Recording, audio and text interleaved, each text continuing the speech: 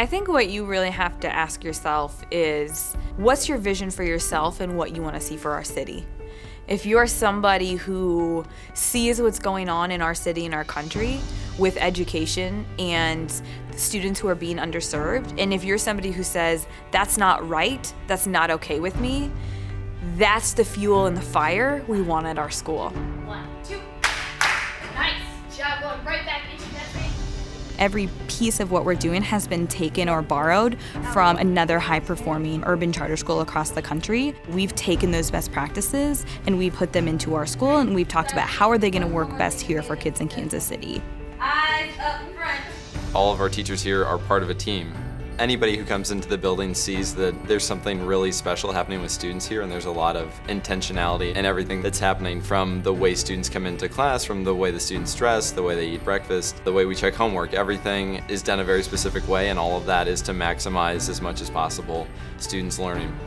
Does reading matter? You bet it does.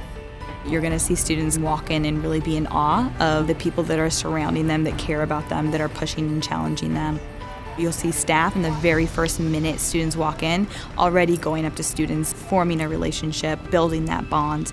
It really is building those sort of character traits into students, along with a really strong academic background, that's going to make sure when they get to college, anything that comes their way, they can deal with it and they can be successful. We're not developing anything in them that wasn't there in the first place. We want them to understand that going through struggle in life doesn't have to weigh you down. Once you hold students to a certain level of expectation, they will rise. It might not be on their first try, but once they know what's expected and they see that they can do it, they will meet that expectation. And that's the power of being on a team like this at the Kauffman School.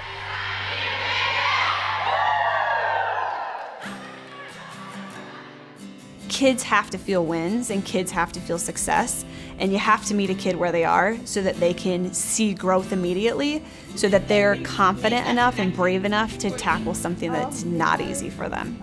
There's joy in seeing a student tap in and start to realize their true potential.